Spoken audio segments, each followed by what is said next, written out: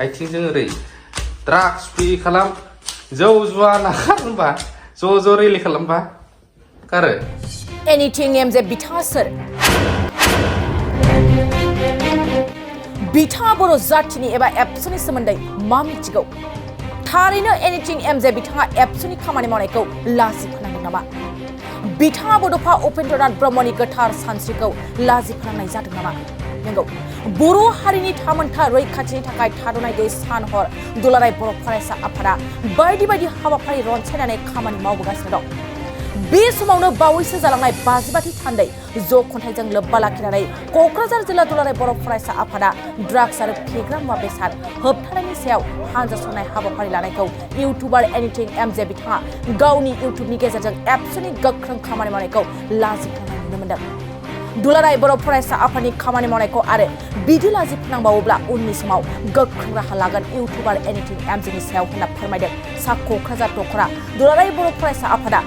आरो anything MJ बिथाङा बड'फा उपेन्द्रनाथ ब्रह्म बिथांखौ लाजि फोनांनाय जादों बेनिखायनो बिथाङा बर' रायजो राजाफोरनि सिगाङाव थाबैनो निमाहा बिनांगौ होननानै गोख्रों रावजों सोंखारिदों सा क'क्राझार दख'रा दुलाराय बर' फरायसा आफादा 2024 गोदान बोसोर आरो मागो दमासिनि गासै बर' माहारिनिसिम जोङो सा क'क्राझार दख'रा दुलाराय बर' फरायसा आफाद बा नर्थ क'क्राझार आन्चलिक कमिटि एबसुनि जानानै जे गाहाम हामलायथि बेखौ बावहरदों जोङो दिनैहाय बे प्रेस रिलिजखौहाय बिथां एनिथिं एमजे इउटुबार बिथांनि सायाव जोङो बे प्रेस रिलिजखौ लानाय जादों एनिथिं एमजे इउटुबार बिथाङा बहानि जों बेखौ मोजाङै मिथिया नाथाय बिथाङा देबोरगाव ओनसोलनि बालागाव गामियावहाय बिथाङा भारा थायो जों बेखौ मिथिगौ बिथाङा मैयाहाय जे गावनि इउटुब चेनेलावहाय मोनसे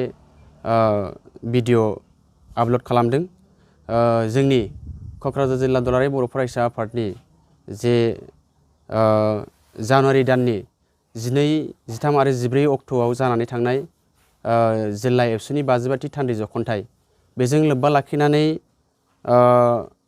मोनसे हानजा सुरनाय ड्राग्स आरो फेग्रा मुवानि हेंथायै हानजा सुरनाय बिनि सायाव बिथां एनिथिं एमजेआ गावनि इउटुब चेनेलावहाय मोनसे बाथ्रा बुंदों बे बाथ्राखौनो बुंदों बिथाङाहाय ड्राग्स फ्रि खालामनोबा जौ जुवा फ्रि खालामनोबा आथिंजों हानजा सुरनानै फोजोबनो हायो नामा जोंनि जायगायाव बे बाथ्राखौ बिथाङा गावनि इउटुब चेनेलाव बुंदों दा बेबायदि ओंथि गैयै जे बाथ्राखौ बिथाङा बुंनायनि थाखाय जोङो नर्थ क'क्राझार आन्चलिक कमिटि एबसु हिसाबै जोङो बिथांखौहाय जों सोंखारियो आरो बिथाङा सासे इउटुबार जोङो मोजाङै मिथियो नाथाय बिथाङा सोरखौबा सोंखारिनानै सोरखौबा बिथाङा सोरनिबा अर्गानाइजेसनखौ दुसिनानै सोरनिबा मोजां हाबा मावनायखौ बिथाङा नेगेटिभ सेन्सआव बाथ्रा बुंनानै बिथाङा इउटुबारनि जे एस्टाब्लिश खालामनो नागिरनायनिफ्राय बिथाङा गोजानै थानांगौ दिनैसिम जोङो दुलाराय बर' फरायसा आफादखौ मिथिगौ बिथाङा दुलाराय बर' फरायसा आफादा जोनोम जाजेननायनिफ्राय दिनैसिमाव बर' माहारिनि थांनाय आरो थैनायखौ नोजोर बोनानै हाबा मावबोबाय थादों दिनैसिम हारिनि बर' माहारिनि जोनोम जाजेननायनिफ्राय हारिनि सिनायथि थामोनथा रैखाथिनि सायाव हाबा मावदों बर' हारिखौ खौसेथि खालामनो थाखाय हाबा मावबोबाय थादों आरो जोंनि समाजाव जोंनि हारियाव ड्राग्स आरो फेग्रा मुवानिफ्राय जों बोरै उदां जानो हायो जोंनि समाजा फेग्रा मुवानिफ्राय बोरै उदां जानो हायो बिनि थाखाय एबसुआ हाबा मावबाय थादों स्पेसियेलि जोङो नर्थ क'क्राझार आन्चलिक कमिटि एबसु हिसाबैबो जोङो बे निसा बा ड्राग्स फेग्रा मुवानि हेंथायै गोबां हाबा मावबोबाय थानाय जादों जोङो बेबायदिनो मोनसे डाटा खालामदों आरो जोङो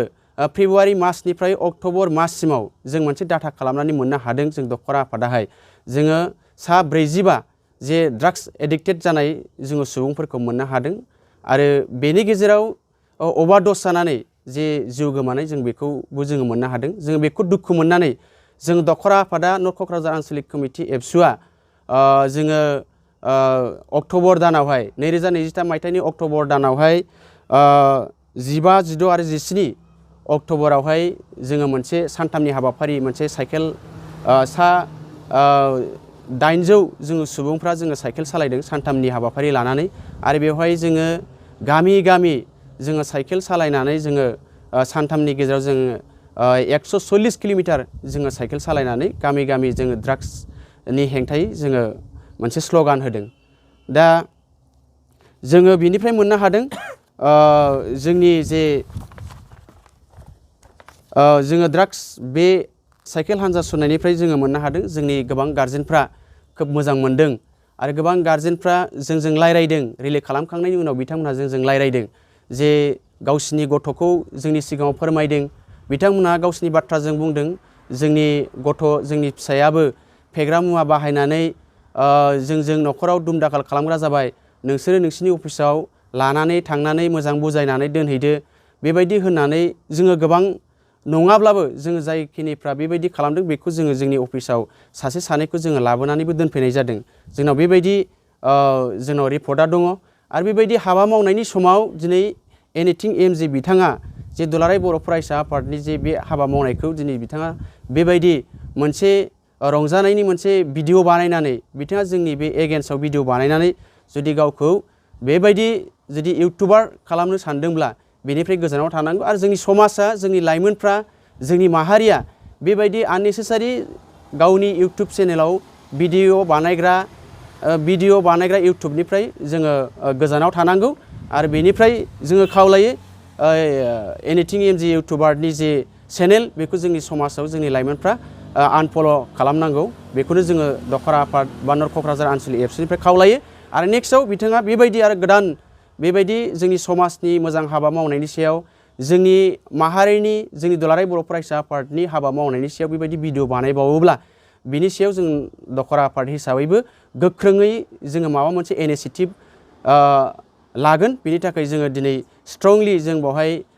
खावलायनाय जादों। आरो इयुनाव जाहाथे बिथाङा बेबायदि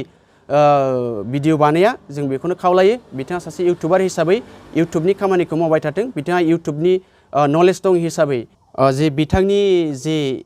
भिडिअ बानायनाय बेयो जोंनि माहारिबाद बा बड'फा उपेन्द्रनाथ ब्रह्मनि जे सिमां बेखौहाय बिथाङा लाजि फोनांनाय जादों। आरो बेनि थाखाय बिथाङा निमाहा बिनांगौ जोंनि माहारिनि सायाव। बिथाङा बेबायदि भिडिअ बानायनो थाखाय जोंनि एबसुनि सायाव बिथाङा निमाहा बिनांगौ। बेखौनो जों दख'र आफाद हिसाबै बा नर्थ क'क्राझार आनसलिक कमिटि एबसु हिसाबै बिथांनिसिम खावलायनाय जायो। मोनसे गोजोनथाव खौरां। क'क्राझार सहरनि जेडे रडजों नांजाबनाय गोजोनपुरि रयेल एनफिल्ड श'रुमनि गोजौआव थानाय आइ आफा बिएम इनस्टिट्युट अफ पेरामेडिक्स बेखेवदों। बे आइ आफा बिएम इनस्टिट्युट अफ पेरामेडिक्सआ नोंथांमोननो लानानै फैदों देहा जोथोन लाखिनायनि माखासे आयदाफोरनि 2024-2025 मायथाइनि मुं थिसननाया फैगौ 15 जानुवारिनिफ्राय जोबथा मार्च दानसिम सोलिगासिनो दङ। 10+2 नि उथ्रिसारनाय बिजाथि एबा फरायसाफोरा बे पेरामेडिक्सआव गावारि सोलोंथाइखौ लानो हागोन। क'क्राझार सहरनि गोजोनपुरि एबा गांजिमा बाजारजों नांजाबनाय आइ आफा बिएम इनस्टिट्युट अफ पेरामेडिक्सआ नोंथांमोननि थाखाय गोदान मुं थिसननाय आयदाफोरा जादों medical laboratory technology, first aid patient care and assistant nursing, OT technician, ICU technician, radiology technician कर्सखौ 2 बोसोरनि गेजेरावनो आबुं खालामनानै बिएसएस डिप्ल'माखौ लानो हागोन। लोगोसे गासैबो डिप्ल'माखौ लानायनि उनाव सोरखारि साख्रि मोननायनि सुबिदाबो दङ। जुदि नोंथांमोनहा बेफोर कर्सनि थाखाय गोदानै मुं थिसननो गोसो दङब्ला आइ आफा बिएम इनस्टिट्युट अफ पेरामेडिक्सनि नैबे जानबुं नम्बर 9395899391 एबा 8638391746 आव थोंजों सुलाद लाहरनो हागोन।